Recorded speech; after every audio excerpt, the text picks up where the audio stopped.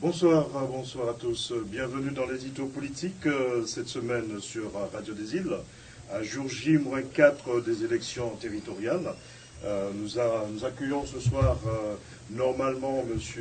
Louis Geoffrey de la Génération Solidaire. Malheureusement, il n'est pas encore arrivé à notre studio. Donc nous avons tout de même M. Jaurès Kemuel qui est avec nous ce soir. Bonsoir. Bonsoir. Vous êtes à quelle position sur la liste Génération Solidaire? Bonsoir, merci de nous accueillir. Monsieur Geoffrey vient justement d'arriver. Pour répondre à votre question, donc, je suis numéro 5 sur la liste de Génération Solidaire. Et Louis Geoffrey est bien sûr la tête de liste de Génération Solidaire. Monsieur Geoffrey, bonsoir. Bonsoir. Merci de nous accueillir aujourd'hui. Très bien, voilà. Très bien. Alors, donc on est un petit peu en retard, donc on va essayer de faire court, puisqu'il y a pas mal de questions quand même. Donc pour commencer, alors comment vous avez établi votre liste sur quels critères de compétences Alors c'est très bien qu'on nous pose cette question parce qu'on ne la pose pas, en fait. Souvent les gens ne posent pas ce genre de questions. La rencontre des gens de Génération Solidaire qui sont sous la liste est une rencontre de vie. Ce sont des gens que j'ai eu l'habitude de côtoyer, ce ne sont pas des nouvelles personnes, ce sont des gens avec qui j'ai eu l'occasion de m'exprimer, de voir la valeur humaine. Cette valeur humaine, elle est indispensable quand on fait de la politique. En politique, on n'a pas besoin de techniciens, même si certains d'entre eux, comme Kemuel, ont leur domaine de compétences, où ils se sentent hyper à l'aise. Ce dont on a vraiment besoin, c'est d'un engagement réel des personnes, et surtout d'un sentiment qu'ils ont envie de faire le maximum pour Saint-Martin. Et c'était ça le critère principal. Ensuite, évidemment, quand il faut choisir les personnes, il y a de temps en temps des critères. Il faut une forme de stabilité aussi émotionnelle, parce que sinon c'est compliqué la vie politique. Deuxièmement, il faut aussi quand même avoir une certaine connaissance générale de l'actualité à la fois politique, mais aussi sociale et culturelle, avoir une implication dans la société, c'est très important. Et puis, très important, avoir un métier, je le dis, parce que tous ceux qui sont aujourd'hui à la Génération Solidaire, ce sont des gens qui sont des actifs, des gens qui ont été toujours dynamiques, à la fois dans leur activité professionnelle, mais aussi dans l'activité sociale. Ce sont des acteurs à la fois économiques et aussi avec un rôle social réel. Voilà. Donc c'est une bonne question. C'est vrai qu'on ne nous la pose pas souvent, mais je crois que c'est très important. Mais je donnerai juste un petit pic. Il y a beaucoup de gens qui pensent que pour faire de l'économie, on doit avoir un économiste, ou pour faire de la fiscalité, il faut avoir un expert comptable. Ce sont des raccourcis qui sont très difficiles, très faciles à faire. Pour faire de la politique, il faut des êtres humains avec un cœur, avec une envie d'aider Saint-Martin, et puis surtout qui sentent le pouls de la population. C'est ça qui est le plus important qu'on fait la politique, parce que les techniciens, on en a à la collectivité, et on peut en embaucher. Par contre, des bons politiques, pour sentir les choses, pour apprendre à faire des choix humains, parce que c'est ça au bout du compte, faire des choix pour que les gens soient satisfaits, et c'est ce dont on a besoin, et c'est ce qu'on a en majorité, en grande majorité à Génération Solidaire. Très bien, M. Geoffrey. Donc, on ne va pas retourner sur l'historique de la scission entre Matovombele et vous, puisque voilà. C'est une chose qui s'est très bien passée comme cela. C'était finalement quelque chose de très avantageux. Alors, justement, donc aussi rapidement, donc vous avez constitué une équipe rapidement. Alors, on n'a pas constitué une équipe rapidement. Alors, les gens qui étaient là étaient déjà là, pour la plupart. Il y a 2 ou 3 personnes, effectivement, on peut dire, qui se sont engagés avec nous dans la dernière semaine. Mais pour tous les autres, ils étaient déjà présents. Et là, je peux le dire, nous avions quand même un bon socle.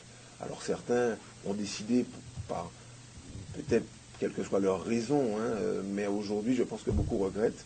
Nous avons une très belle liste avec une vraie fraîcheur, avec des gens nouveaux, des gens qui sont sans rancœur, sans aigreur, et nous faisons vraiment ce parcours en politique avec beaucoup de satisfaction, parce qu'on a un retour de la population qui est extrêmement intéressant. Alors j'avais oublié de préciser que vous êtes vice-président de la collectivité. Oui, vice-président.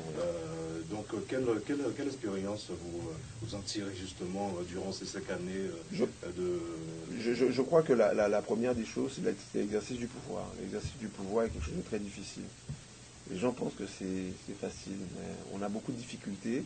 Il faut savoir prendre des décisions. Mais pour prendre des décisions, il faut avoir une longue phase de concertation. Ce que je n'ai pas eu forcément toujours retrouvé, et quand je le dis à certains, c'est vrai, la concertation est importante. C'est-à-dire que si on est à 5, il faut absolument que 5 s'expriment. Mais il faut toujours qu'il y en ait une qui prenne une décision. Et cette décision-là, elle doit permettre à tout le monde d'aller de l'avant. Et ces deux phases-là, à la fois de la concertation, mais ensuite d'exercice du pouvoir et du leadership, quelles que soient les conséquences, n'a pas été ce que j'ai toujours retrouvé. Maintenant, je prends mes responsabilités.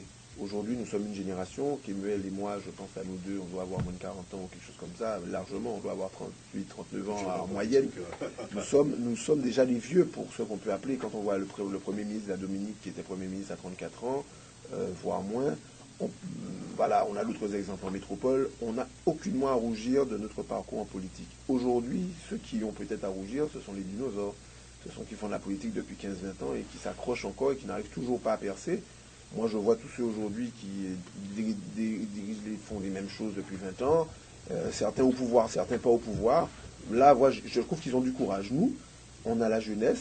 Plus que la jeunesse, on a maintenant l'expérience. Moi, ça fait 4 ans et demi, effectivement, vice-président en charge de la jeunesse, de l'éducation et du tourisme, entre autres. Une excellente occasion pour nous de savoir comment ça se passe de l'intérieur. Et j'aimerais dire aux auditeurs que pouvoir connaître le fonctionnement de la collectivité de l'intérieur, savoir comment la machine a fonctionné, là où ça a calé, est un avantage indéniable pour commencer sur de bons rails. Parce que je peux garantir aux gens quelque chose. Si on ne commence pas sur de bons rails, c'est très difficile de bien terminer.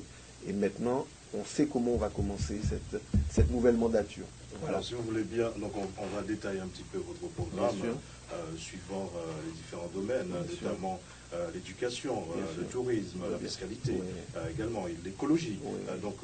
C'est vrai qu'on a un programme très écologique, j'ai remarqué.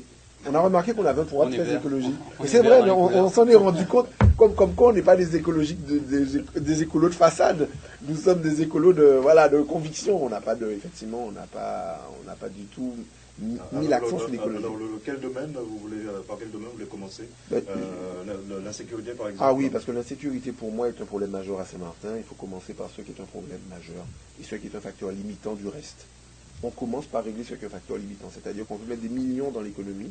Si on a une insécurité qui est maximum, on sera comme en Jamaïque. Alors, quels sont Donc, non, mais c'est important, parce que les gens aujourd'hui, je pense que pour les auditeurs, ils doivent comprendre aujourd'hui que ceux qui font le pari d'une relance économique sans gérer l'insécurité, d'abord, font un mauvais pari. Je le dis. Et ça s'appelle faire de la politique.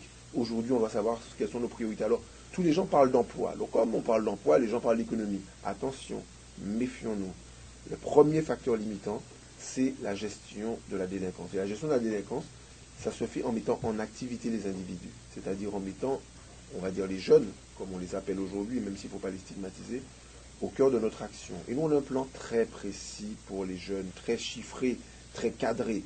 Et c'est notre mesure principale, parce que tout le monde dit que la délinquance n'est pas le rôle du ressort de la collectivité, c'est le ressort de l'État. C'est une erreur monumentale. Tous les élus que vous entendez dire ça, c'est qu'ils n'ont pas mis les mains dans la gestion de ce genre d'histoire. Et nous, c'est notre priorité. La gestion et pouvoir éviter la délinquance. Maintenant, quand vous parlez d'éducation, ça va ensemble. Parce que la logique éducative est fondamentale, puisque l'éducation, soit ça vous mène vers l'excellence, soit ça vous emmène vers un chemin. Ce sont les deux extrêmes, j'aurais tendance à dire. Aujourd'hui, on a pris le pari d'attaquer de plein fouet et de plein pied le sujet de la délinquance. Mais pourquoi? Je raconte une petite anecdote. Moi, je suis médecin à l'hôpital, j'ai eu l'occasion de voir des gens arriver dans des conditions dramatiques, des touristes dont la venue à Saint-Martin a changé le cours de leur existence de façon négative pour le reste de leur vie. Je ne peux plus accepter cela. Aujourd'hui, je dois régler ce problème. Et cette jeunesse, je dois m'en occuper. Et en 25 ans, tous ceux qui aujourd'hui ont gouverné ce pays ne s'en ont jamais occupés. Aujourd'hui, on a une différence par rapport aux autres. Nous sommes les seuls à dire que régler le problème de la délinquance ne se fera pas pour les jeunes, mais ça se fera avec les jeunes. Et ça veut dire quoi, avec les jeunes? Ça veut dire qu'à chaque fois qu'il y a un projet, il faut qu'ils soient acteurs du système. Si on veut rendre les jeunes actifs, si on veut qu'ils soient... Parce qu'ils ne sont pas tous des reclus de la société. Ce sont les jeunes qui sont en souffrance et qui ont juste besoin d'être impliqués. Donc, j'aimerais vraiment préciser ça aujourd'hui pour dire à quel point la logique de l'insécurité ne vient que parce qu'on ne s'occupe pas correctement des jeunes et qu'on ne les implique pas. Et notre objectif principal, c'est impliquer les jeunes dans leur environnement de proximité. Et on va débloquer En faisant quoi, là? On va impliquer... Alors, c'est très simple. Aujourd'hui, on a plusieurs types de structures qui sont aujourd'hui, on va dire, inactivées et qu'il faut activer avec les jeunes. Premièrement, les parents. Les parents et l'association des parents d'élèves. Parce que très tôt, les parents ont un rôle fondamental, depuis l'âge de 3 jusqu'à l'âge de 3 ans jusqu'à 13 ans. Ensuite, vous avez l'école, qui a un rôle fondamental. À nous à régler l'éducation et le reste, c'est-à-dire les activités extrascolaires. Très important, les activités extrascolaires. C'est là où la collectivité peut agir. Et puis, vous avez l'entreprise.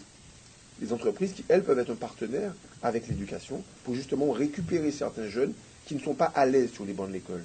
Donc, nous avons un partenariat à trouver. Et puis, le dernier partenaire, ce sont les associations qui, elles, si on leur donne les moyens de s'investir dans les services à la personne, dans la logique environnementale, pour les personnes âgées, les personnes handicapées, en faisant collaborer les jeunes, on se retrouve là avec une société où on utilisera ces jeunes qui ont envie de se rendre utiles. Mais pour ça, il faut financer ces associations. Et là, l'erreur qui a été faite, c'est de pouvoir dire, on va réduire sur le fonctionnement des associations parce qu'on a des problèmes budgétaires. Si on veut augmenter la délinquance, c'est exactement ce qu'il faut faire. C'est-à-dire réduire les financements d'associations. Nous, on a un autre discours. Il faut aider les associations à fonctionner, les financer, mais avec des objectifs, en leur disant, faites avec les jeunes et pour les jeunes. Pour les entreprises, c'est pareil. On a envie d'aider les entreprises. Les entreprises ont des problèmes de fiscalité, ils ont des problèmes aussi des charges administratives, des coûts humains. Pour la création. En fait, ce qu'on veut faire aujourd'hui pour ceux qui sont ici, c'est qu'on veut leur créer une plateforme service, leur permettant d'alléger ces charges et aussi d'améliorer la fiscalité. En échange, on leur dit, on a des jeunes, prenez-les en stage, prenez-les en apprenti, depuis l'âge de 13 ans. On a une centaine de jeunes par an qu'on veut incorporer. Faisons un partenariat gagnant-gagnant. Ça, c'est comme ça qu'on parle aux entreprises. On ne parle pas en leur disant, prenez les jeunes, vous êtes à Saint-Martin, non. Est-ce que vous pensez qu'ils vont jouer le rôle Ils vont jouer le jeu parce que... Ils vont jouer le jeu. Pourquoi? Parce qu'à partir du moment où on met à disposition des structures pour les aider dans leur activité, quand on parle avec les chefs d'entreprise, c'est un investissement minime. Parce qu'aujourd'hui, il y a les fonds européens pour ça, il y a les fonds ce qu'on appelle data, aménagement du territoire, et des fonds de la formation qui existent pour justement réduire considérablement les frais de cette plateforme de services que l'on veut créer, qui sera une véritable centre d'aide aux entreprises mutualisées, pour toutes les entreprises qui le souhaitent et qui seront avec nous partenaires dans ce dispositif. C'est super excitant parce qu'aujourd'hui, on a des jeunes pour ça. On a les moyens de pouvoir effectivement faire un partenariat pour que les entreprises accompagnent les jeunes. Ça se fait ailleurs, mais il faut savoir parler aux entreprises. Et c'est pas en les obligeant, mais en les incitant. Autre volet, on l'a repris dans l'autre sens, les parents. Comment vous faites avec les parents? Alors les gens nous parlent d'école des parents. J'aimerais arrêter tout de suite les gens. Il n'y a aucun parent qui ira dans une école des parents aujourd'hui. Déjà, nous, on n'était pas très à l'aise pour aller à l'école. On l'appelle même pas particulièrement mis en cause. Quand on dit aux parents qu'il faut aller à l'école, ça, ils n'aiment pas du tout. Donc tous les politiciens qui vous parlent d'école des parents, c'est qu'ils n'ont jamais réfléchi à la question. Aujourd'hui, qu'est-ce qu'il faut? C'est accompagner les parents. Et c'est pour ça qu'on a un programme de 3 ans à 13 ans où on accompagnera à domicile les parents à chaque fois qu'il y aura chez l'enfant un problème. Ça fait 300 visites à domicile où on intervient. Il faudrait des techniciens, notamment des assistants. Et oui, ben voilà, derrière des assistants sociaux. Non, ils existent. Des travailleurs sociaux. Non. Aujourd'hui, il faut faire des choix. Moi, mes choix, ils concernent quoi? Ils concernent ma jeunesse. Les assistants, les travailleurs sociaux, ils ont envie d'aider. Ils sont motivés pour faire des choses vraiment intéressantes. Il n'y a pas que. Il y a des adultes relais qui sont des correspondants aujourd'hui dans le système éducatif qui peuvent être mis en place aussi. Il y a des agents de médiation. Il y a peut-être via la collectivité des systèmes de tutorat. Tout ça, c'est pour mettre les parents devant les responsabilités. Et nous prévoyons, pour l'année 2012-2013, 300 visites à domicile que nous allons évaluer pour voir, et je peux vous dire que ça fonctionne, parce que ça marche ailleurs, et c'est ce qui coûte le moins cher aux collectivités. Donc, mettons en place ce dispositif pour les plus jeunes enfants. Ensuite, avec les entreprises, directement, pour qu'ils apprennent la vie de l'entreprise et découvrent leur vocation. Et puis ensuite, de 16 ans à 18 ans, pour ceux qui sont encore ce qu'on appelle sur les blocs, parfois en train de là, mais qui ont perdu leur jeunesse à cause de nous, à nous à les impliquer dans les associations et leur fonctionnement dans les quartiers. C'est un programme qui est ambitieux. C'est un programme qui va coûter 1 million d'euros. Mais ce 1 million d'euros, nous les avons déjà.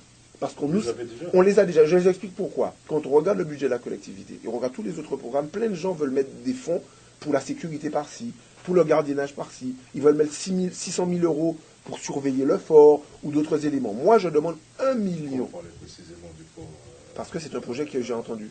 D'accord. Non, mais c'est un projet. Non, j'ai pas dit front de mer. J'ai dit du fort.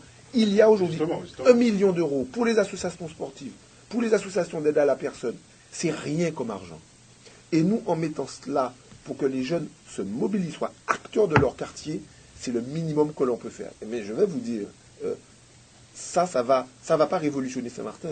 Ça va changer notre façon de voir nos jeunes et on va pouvoir les impliquer. Ça, c'est pour la gestion de l'insécurité et de la délinquance par l'implication des jeunes. Alors au niveau, au niveau touristique, on n'a pas encore fini avec les jeunes. Ouais. Pourtant, on en parle beaucoup, nous, mais on essaie d'en parler concrètement parce que les gens disent... Il y a le volet sportif également. Ah oui, super important. Il y a le volet sportif, justement, au niveau structurel, qui est mis en stand-by pour le moment. Enfin, je veux dire, en ce moment, par rapport à un certain nombre de contraintes budgétaires de la collectivité. Je vais arrêter tout de suite. Pourquoi ? Les contraintes budgétaires de la collectivité sont liées à un défaut on n'a pas commencé les choses par le bon bout. Les associations sportives aujourd'hui, pour la plus grande majorité d'entre elles, ne devraient bénéficier qu'à 1/3 de financement global de la collectivité. Tout le reste doivent être des financements CNDS, enfin jeunesse et sport, des financements État, des financements via les ligues. Pourquoi ce n'est pas fait aujourd'hui ? Parce que nous n'avons jamais insisté auprès des associations pour qu'elles soient structurées. Il n'y a que quelques associations vraiment structurées. Et puis les associations sportives, ceux qui sont présidents ou qui sont animateurs des associations sportives, ils sont là pour faire du sport. À nous, à collectivité, à leur dire, en vous structurant, vous aurez beaucoup plus de financement. Nous allons vous aider dans ce travail. Peut-être difficile au départ, mais de structuration.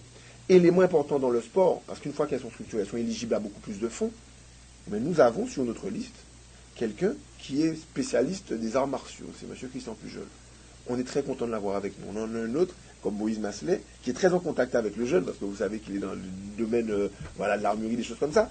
Mais nous avons aujourd'hui des gens qui sont en contact avec les jeunes, qui savent que pour remettre les jeunes, leur redonner le sens de la discipline, il n'y a pas mieux parfois que de leur donner via les sports de combat, par exemple. Et j'entends les sports de combat, pas forcément ce que l'on connaît habituellement, mais pour les aider à retrouver une forme de discipline, d'estime d'eux-mêmes. Et ce sont des activités qui seraient très intéressantes, même installées dans les établissements scolaires. Et c'est pour ça que nous, on veut faire rentrer les associations sportives. Vous savez qu'il y a 500 000 euros, plus de 500 000 euros de financement.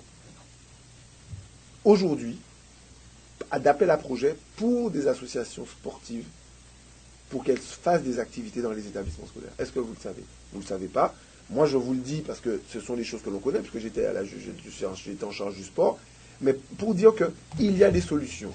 Donc, et nous sommes vraiment nous avons beaucoup d'envie et d'énergie de montrer aux gens qu'il faut faire confiance à des gens qui ont des projets réels, et pas des gens qui s'arrêtent et vous disent oui, on va faire pour la jeunesse. Non. On arrête ce discours misérabiliste, qu'on arrête ce discours on va dire, de paternalisme, et qu'on fasse avec les jeunes, pas pour les jeunes. Alors, quels sont vos projets au niveau touristique pour améliorer si je peux me permettre, juste au niveau du sport, je voudrais juste revenir sur 2-3 actions qu'on a à Génération Solidaire, notamment la couverture de tous les plateaux sportifs qui existent et qui permettrait une utilisation optimale. Aujourd'hui, on sait qu'on a des joueurs de très bon niveau en volleyball, par exemple. Il y a 2 semaines de ça, on est allé gagner des compétitions à Sainte-Lucie. Nos joueurs, quand il y a trop de vent, quand il y a trop de pluie, ils ne peuvent pas s'entraîner. Donc il y a un véritable projet ici avec un enjeu qui permettra vraiment aux clubs sportifs de développer encore plus leur niveau actuel. Très bien, très bien. Donc Monsieur Geoffrey, donc concernant le tourisme, oui.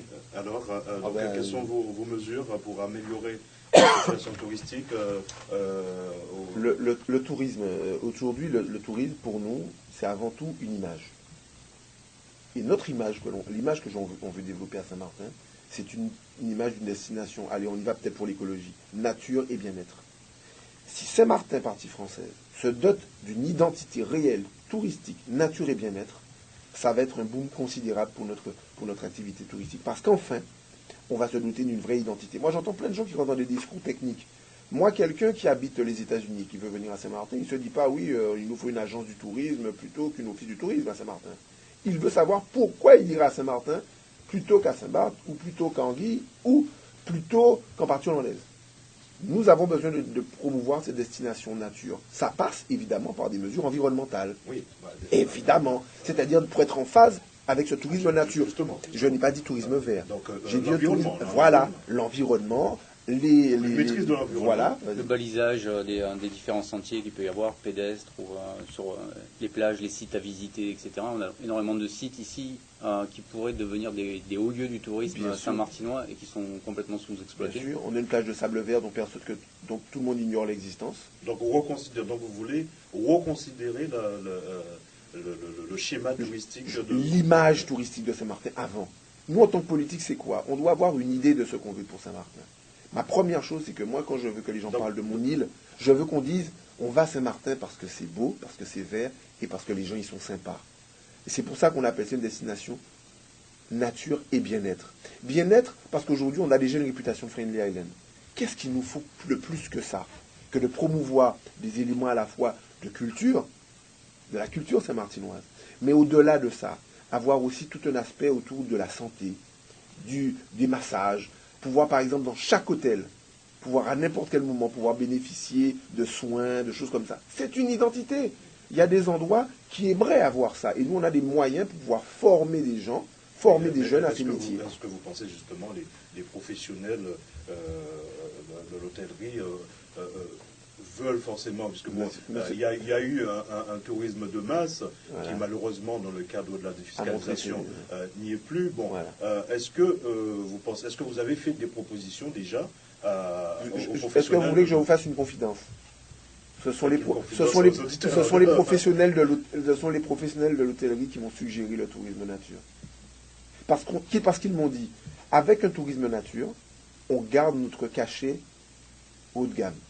On ne sera pas luxe, mais on restera haut de gamme. Et en tout cas, et avec ce dispositif, quand nous on ira dans les salons, on aura une vraie identité, et pas que dire Saint-Martin la Friendly Island. On aura une vraie identité à vendre.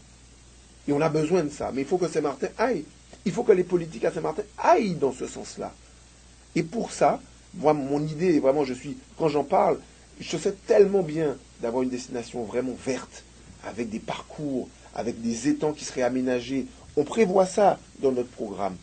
Et pouvoir évidemment proposer à l'intérieur des hôtels des aménagements, pas que pour ceux qui ont des grands spas, mais pour n'importe quelle structure hôtelière, pour les chambres d'hôtes, pour les villas de luxe, avoir à disposition des éléments permettant de réaliser ce concept nature bien-être. Alors évidemment, ça c'est pour notre identité touristique. Cette identité touristique, ensuite, doit s'associer avec une politique de promotion agressive. Cette politique de promotion agressive, nous devons la faire avec nos partenaires. Alors justement, les partenaires de la partie hollandaise et les autres. Justement, on va y parler tout à l'heure de la coopération par rapport à la partie française, la partie française. Dans ce cadre-là, donc nous avons, il y a le poumon économique qui est Marigot au jour d'aujourd'hui, où il y a un certain nombre de commerçants qui n'arrivent plus du tout à se soutenir au niveau économique. Alors, que pensez-vous? Comment allez-vous agir pour pouvoir redynamiser l'économie à Marigot? Est-ce que vous voulez que je vous dise que ça n'intéresse personne de redynamiser l'économie à Marigot?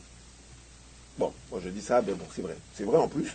Aujourd'hui, je me suis rendu compte, j'ai été en charge du tourisme pendant les 2 dernières années. Je me suis rendu compte que, très concrètement, quand vous avez des endroits où il y a des locaux commerciaux qui ferment l'un après l'autre, on vous dit qu'il y a un problème. Et vous savez ce que nous disent les gens? Ils nous disent, vous savez, notre problème, c'est pas qu'on n'aimerait pas ouvrir à Saint-Martin, mais ce qui est trop cher. Aujourd'hui, il faut adapter les prix au coût du marché. Le marché, aujourd'hui, ne permet pas à des gens de payer des prix astronomiques. Et quand je me rends compte que nous avons, pas très loin d'ici, des locaux vides qui sont ceux de la Seine-Saint-Marc, et qui sont aujourd'hui, normalement, la collectivité devrait dire, mais il faut les ouvrir, réduisez les prix, on ne le fait pas. Ça veut dire qu'on n'a même pas une politique réelle. Moi, je dis une chose importante. Il faudra, excusez-moi, je le dirai, ça va gêner certains politiques, il faudra imposer les locaux vides. Personne ne l'a proposé dans leur programme. Je le dis parce que moi, je n'ai pas d'attache et que les locaux commerciaux vides ne m'appartiennent pas. Il faut imposer les locaux commerciaux vides. Pourquoi? Parce qu'on veut qu'ils soient ouverts et que les gens réduisent les coûts du loyer pour que les gens puissent ouvrir. On a besoin d'ouvrir à Marigot. Deuxièmement, il faut impérativement... C'est fort, hein, ah ben c'est fort, mais c'est déjà dans les cartons de... Oui, mais c'est... Ah ben c'est fort, mais demandez à tous les commerçants, ils vous diront exactement la même chose. C'est trop cher à Marigot. Ça ne correspond plus. Je veux dire le fait que vous voulez imposer... Oui, et pourtant je ne veux taxer personne. Hein. J'ai justement dit qu'il fallait simplifier justement Nous, parallèlement à ça, nous voulons simplifier le système de taxation pour les entreprises et les charges administratives pour les entreprises. On en a parlé tout à l'heure. Donc vous voyez bien qu'on n'est pas dans une logique d'augmentation de taxes. Pourquoi on n'est pas dans une logique d'augmentation de taxes? Parce qu'aujourd'hui, les 25 millions qui nous manquent sur le budget, où est-ce qu'on va le prendre? On ne va pas le prendre dans la poche des concitoyens qui aujourd'hui n'ont même pas d'argent. Nous, ce qu'il nous faut, c'est faire venir des investisseurs. Ou même, mieux, avoir des investisseurs locaux qui, voyant que nous sommes dans cette dynamique-là, se disent on est prêt banco parce qu'on sait que derrière, en 4 ans, en 5 ans, on a une bonne visibilité de notre territoire. Il faut se mettre à la page des chefs d'entreprise. Et aujourd'hui, ils veulent des projets qui leur permettent de voir devant eux. Quand ils investissent 2 millions, 3 millions, ils ont besoin de se dire dans 4-5 ans, même dans 3 ans, j'ai un super retour sur investissement. On est là pour ça. Et ça veut donc dire que, à terme, on veut promouvoir notre destination du point de vue de l'investissement. Mais n'oublions pas que tout le monde parle de projets dans 3-4 ans, certains dans 3 ans, mais personne pour tout de suite. Nous sommes les seuls à Génération Solidaire, n'est-ce pas Kimuel, qui avons proposé et qui proposons d'installer immédiatement la mise en place de cette monnaie locale complémentaire. Mais ça rentre dans l'économie. Ça rentre dans l'économie. Pourquoi j'en parle maintenant? Parce que la mise en place d'une monnaie locale complémentaire, quand je dis qu'elle est complémentaire, elle n'empêche pas d'avoir l'euro, elle n'empêche pas d'avoir le dollar. Nous ne sommes pas la Banque de France, ni un organisme. Vous avez fait une étude de marché sur place. Saint-Martin, oui, Saint-Martin, c'est l'endroit idéal pour réaliser cela. Alors, expliquez-nous un peu ce système. Ce système, il faut que les gens comprennent. Vous savez, les commerçants comprennent très bien comment ça fonctionne. Je vais l'expliquer. C'est très simple. Aujourd'hui, c'est quoi notre problème aujourd'hui? Nous avons, à chaque fois que nous dépensons 1 euro, ou que la collectivité dépense 1 euro, je ne parle pas pour les salaires, parce que je veux dire que cette monnaie-là n'est pas destinée à payer les salaires de qui que ce soit. Ce que je veux dire, c'est que la collectivité, parfois, émet du financement. Par exemple, pour subventionner tel truc, pour donner tel endroit. Seul ce que l'on veut, c'est parce que puisque nous sommes collectivité, nous avons le droit de subventionner sous la forme que l'on veut. Et moi, ce que je voudrais, c'est que justement, mettre 1 million d'euros en monnaie locale en circulation sur tout ce qu'on appelle les subventions non obligatoires. Ça veut dire quoi? Ça veut dire qu'aujourd'hui, ça nous permettrait tout simplement, via les associations d'autres structures, de faire en sorte que les commerçants récupèrent à la fin du circuit cet argent. Je prends un exemple simple, M. Scoff. Aujourd'hui, vous avez vous faites des cours de musique. Et moi, j'ai envie qu'il y ait 200 ou 300 enfants qui prennent des cours de musique avec vous, puisque vous êtes un jeune, et que je veux que les jeunes fassent pour les jeunes. Je vous finance à hauteur, allez, puisque vous faites partie, à hauteur de 20 000 euros, ou 25 000 euros. Vous allez me dire, chouette, je vais dire, M. Scoff, moi je veux que vous preniez mes 25 000 euros en monnaie locale. Pourquoi? Parce que quand vous aurez besoin, vous, d'acheter par exemple vos instruments, ou d'acheter des choses, je veux que vous les achetez en partie française. Une fois que c'est fait, une fois que par exemple les jeunes qui vous aident, vous leur donnez, vous les indemnisez avec cette monnaie locale, qu'est-ce qu'ils font? Ils la dépensent ici. Et quand il la dépense ici, vous imaginez donc que quand on passe via les associations et les structures, ce million arrive vers les entreprises. Et ces entreprises-là, qui sont partenaires avec nous, récupèrent et elles peuvent, elles, à leur tour, échanger si elles ont besoin, par exemple, parce que si on a des entreprises qui ont les fournisseurs à l'extérieur, elles peuvent échanger via ce qu'on appelle une banque de compensation.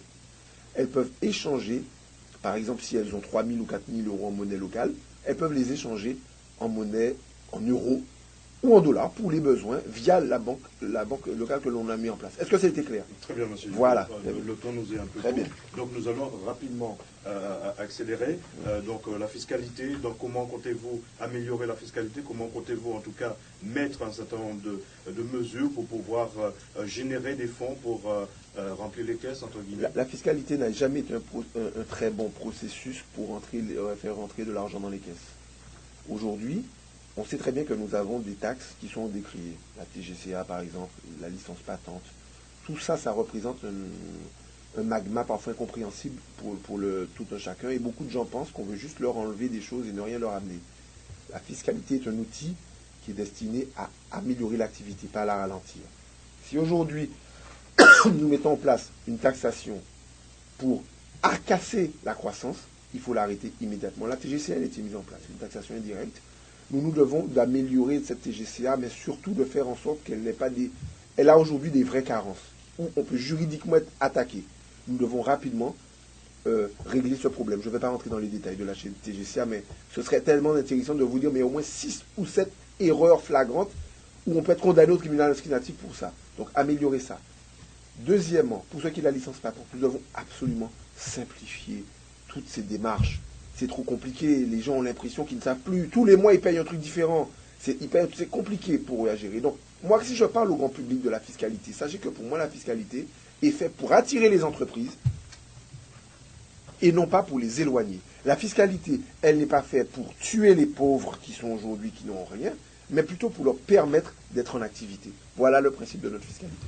Vous êtes docteur gynécologue, M. Jeffrey. Oui. On va parler un peu de la politique de santé à Saint-Martin. Oui. Alors, justement, en ce moment même, à l'hôpital de Saint-Martin, donc il y a quelques... dites-nous un peu plus de ce qui se passe. Vous savez, ce qui se passe à l'hôpital est quand même quelque chose de très interne à l'hôpital. Qu'est-ce qui est important? C'est la qualité des soins. Alors justement, parlons de qualité de soins. Voilà, c'est là où je veux insister, parce qu'en fait, ce qui intéresse le grand public, c'est quand ils arrivent aux urgences, est-ce qu'ils vont continuer à passer 3 heures? Voilà, c'est ça que les gens veulent savoir. Les gens veulent savoir, quand ils appellent le centre 15, est-ce qu'ils vont continuer à avoir des gens qui, de la Guadeloupe, leur disent, mais c'est où ça? Parce qu'on ne sait pas où c'est, parce qu'on est à Saint-Martin. Les gens veulent savoir, demain, qu'est-ce qu'on va faire pour qu'ils aient une couverture sociale? Il y a plein de gens aujourd'hui à Saint-Martin qui n'ont pas de couverture sociale. Nous, en tant que collectivité, nous ne sommes pas des acteurs directs de la santé. Par contre, nous pouvons faire des propositions concrètes pour améliorer à la fois la couverture santé des populations, via les mutuelles et via la sécurité sociale, parce qu'aujourd'hui c'est un partenaire important. Améliorer aussi le fonctionnement à l'intérieur, puisqu'il ne faut pas oublier que le président de la collectivité est lui aussi le président de l'agence de la conférence de territoire à Saint-Martin de santé. Et donc, nous avons des mesures concrètes. Moi, l'une des premières mesures, c'est travailler en collaboration avec la partie hollandaise. Parce qu'aujourd'hui, ils ont des moyens. Nous devons travailler avec eux pour que leurs ressortissants soient des personnes responsables, acteurs de notre système de soins, ce qui n'est pas toujours le cas jusqu'à aujourd'hui. Mais on peut améliorer les choses. Ces moyens-là, justement, pour pouvoir travailler avec la partie hollandaise, comment comptez-vous faire, puisque c'est déjà fait. Oui, monsieur, vous savez très bien qu'on a commencé à travailler avec nos amis de la partie hollandaise, avec le ministère de la Santé, avec les mutuelles, pour mettre en place des vrais systèmes de collaboration. Aujourd'hui, je ne vais pas dire le nom de cette... Concrètement. Mais je dis concrètement, aujourd'hui, une compagnie dont je ne nommerai pas le nom, mais qui a pignon sur rue à Marigot, qui est nouvellement créée, qui existe en partie hollandaise, nous, à notre demande, sera une mutuelle, une assurance prise en charge par l'hôpital de façon plus fluide et plus rapide. Parce que les gens ont besoin d'une couverture. Voilà, ça c'est ça que je veux dire. Mais ça c'est concret. Aujourd'hui, il y a des gens qui, quand ils arrivent à l'hôpital, leur mutuelle ne marche pas parce qu'elle vient de la partie hollandaise. Nous devons harmoniser et favoriser cette harmonisation. Pour le centre 15, nous allons promouvoir la redirection des appels du centre 15 vers un petit office à Saint-Martin, où il y a des agents qui seraient situés en Guadeloupe. Mais pour que les gens, derrière le téléphone, connaissent la réalité de Saint-Martin. Et dernier point, pour les urgences, comme je suis médecin, je peux bien savoir les choses, l'idée aussi c'est d'améliorer la permanence des soins. Nous voulons avoir un véritable centre de santé à Saint-Martin. Aujourd'hui, j'ai déjà les partenaires. Monsieur Tico, Dr Tico en Guadeloupe veut créer un service de santé à Saint-Martin. Pourquoi? Pour réduire les urgences et à la fois pour réduire l'affluence aux urgences pour justement permettre que ça aille plus vite. Ce sont des mesures et je peux vous dire qu'en santé, nous sommes assez bien lotis à Génération Solidaire. Monsieur Jeffrey, qu'est-ce qui vous différencie des autres listes? Les projets. Nous avons des projets innovants. Les projets dont on parle, personne ne les a. Les projets, par exemple, qu'on a pour l'habitat, sont des projets innovants qui existent ailleurs. Mais nous pensons que notre génération doit avoir des solutions pour notre époque. Nous sommes en 2012 maintenant. Si nous prenons des solutions des années 90 et nous disons que finalement c'est un problème, on ne peut pas y arriver, forcément on n'y arrivera jamais. Aujourd'hui, il faut savoir que par exemple pour l'habitat participatif, c'est quoi l'habitat participatif? J'aimerais que les auditeurs cherchent partout où ils le peuvent, mais c'est très simple. Aujourd'hui, beaucoup de gens ne peuvent pas accéder à la propriété parce qu'ils sont trop riches pour bénéficier de logement social, mais ils sont trop pauvres pour acquérir un logement vu le coût du terrain. Aujourd'hui, l'habitat participatif, c'est la solution utilisée dans des endroits où ça coûte très cher, le terrain comme en Ile-de-France. Justement, très rapidement, alors concernant où on peut le réduire. Quartier, par exemple. Oui. Justement, je pense que ce sont des quartiers qui méritent d'être améliorés. Ça, c'est autre chose. Là, on parle d'autre chose. Mais c'est vrai que je vais tout de suite sur quartier. Mais tout de suite, le logement participatif permet à des gens ensemble, par exemple, une vingtaine de personnes peuvent dire ensemble, je veux accéder à la propriété, et on arrive, via un système de coopérative, à réduire les coûts de tous les frais pour qu'ils mutualisent les efforts de construction au même moment. Ok? C'est fondamental et ça réduit de 20% les coûts du logement. Il faut en parler parce que ce sont des mesures qui sont disponibles depuis 1 an et demi par les lois qui sont sorties. À nous de les utiliser. Maintenant, quartier d'Orléans, Sandy Ground. Ce sont des zones où il faut qu'il y ait un programme ambitieux de résorption de l'habitat insalubre.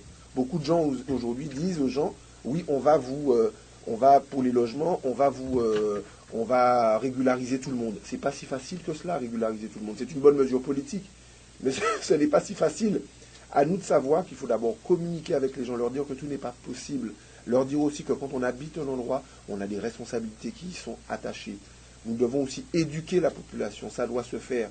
Il y a encore trop de logements à quartier d'Orléans ou à Sandy Ground surtout, où les gens n'ont... On revient sur la notion d'environnement. Parfaitement. Il y a encore trop de gens qui n'ont même pas chez eux de toilettes.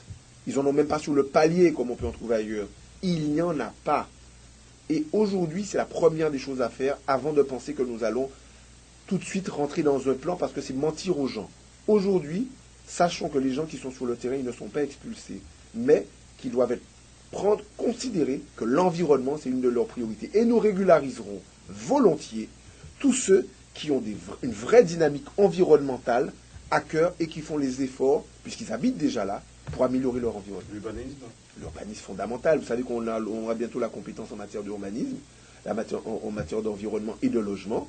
Nous avons des points puisque nous aurons bientôt la possibilité de pouvoir gérer nous-mêmes ces financements-là, à nous à pouvoir les servir. C'est maintenant que nous en servir. C'est maintenant que ça se passe. L'urbanisme, pourquoi? Parce que nous devons définir ce qu'on appelle des zones touristiques, des zones commerciales. Ce sera génial. Parce que c'est là, et puis des zones où on ne peut pas construire. Pourquoi? Parce que la génération solidaire, c'est vrai que c'est un autre élément. Nous voulons créer d'ici 2016 un jardin public. Vraiment, c'est un rêve que nous avons et nous voulons le faire. Parce qu'aujourd'hui, ça manque. Ça manque. Il n'y a pas à Saint-Martin un vrai parc. Tout le monde me dit qu'il faut en avoir plusieurs. Déjà, ce serait bien qu'on en ait un. Et d'ici fin 2015-2016, notre objectif, c'est de créer un vrai parc. Et ça pourra se faire via l'aménagement de zones dédiées et où on ne peut pas construire partout. Et c'est pour ça qu'on peut dire que la Génération Solidaire est visiblement, dans notre programme, ça transpire. Nous avons vraiment à cœur les logiques environnementales. Monsieur Jeffrey, donc si vous n'êtes pas au deuxième tour, quelle alliance Je laisse Kemuel répondre à cette question. Cette question n'est pas intéressante puisqu'on sera au deuxième tour. Pas exactement, voilà. Je profite par contre d'avoir la parole pour rebondir sur une chose. Lorsque vous avez posé la question très rapidement, sur la relance économique, vous avez parlé de Marigot déjà dans votre question. Justement, Génération Solidaire, on croit qu'il est important de relancer l'économie, pas seulement sur Marigot, mais dans chaque quartier. Et on a pour cela des projets dans chaque quartier. Un projet notamment d'un cinéma d'art et d'essai dans le nord de l'île. Un projet de parc nautique. Exactement. Qui aura lieu aussi sur le nord-est de l'île. On n'a pas trop le temps de tout développer là. Je vois qu'on est en manque de temps. Mais voilà, le principe chez nous, c'est vraiment de pouvoir associer chaque quartier dans le développement de Saint-Martin. C'est important. Si on a un poumon économique qui repart sur Marigot, mais avec une pauvreté aux portes de Marigot, encore à Sandy Ground ou à quartier d'Orléans, on ne réglera pas le problème de la délinquance, on ne réglera pas tous les problèmes qui découlent de tout cela. Parfaitement. J'ai rien à dire, il a tout dit. Vous voulez rajouter rapidement? Non, notre objectif c'est d'avoir une vision globale du territoire. Marigot c'est important, mais il n'y a pas que Marigot. Et que c'est vrai que ce cinéma d'art et d'essai pour nous, en plus c'est sans fonds collectivité, ce sont des fonds culture, État.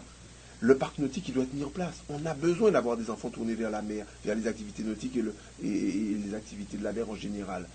Hein? Donc tout ça c'est important. On veut aussi créer une vraie maison de retraite pour réaliser le vivre ensemble avec nos personnes âgées dans la région de Colombier par exemple. Saint-Martin ne doit pas se focaliser que sur Marigot. Et dernier exemple, on veut aménager un vrai port de pêche à proximité, mais aussi avoir un aménagement à quartier d'Orléans avec des infrastructures, avec un vrai fish market, un vrai marché aux poissons et permettant d'accueillir aussi des produits agricoles. Voilà notre vision. Génération Solidaire, c'est un groupe, c'est un parti politique, c'est une liste avec des gens neufs, avec des gens qui ont de l'expérience et des gens qui voient Saint-Martin comme un territoire global et où on ne peut pas isoler l'économie de l'aspect social. Quand on a rattaché l'association et les entreprises, c'est parce qu'effectivement les deux se tiennent. Ok? Et nous aujourd'hui, c'est ça. Ayons une vision globale de Saint-Martin. C'est pour ça que vous devez, je parle aux électeurs, penser à nous lors des prochaines élections du 18 mars, parce que nous avons cette vision globale, ce positionnement général pour Saint-Martin, qui le seul peut donner des fruits. Et si vous voyez des politiques qui aujourd'hui vous parlent avec autant de cœur des projets, ben votez pour eux. Mais personnellement, nous sommes très contents de pouvoir présenter ça aujourd'hui. Messieurs, je vous remercie en tout cas d'avoir accepté notre invitation et je vous souhaite bonne chance. Merci beaucoup. Au revoir. Au revoir. Au revoir. On est pile.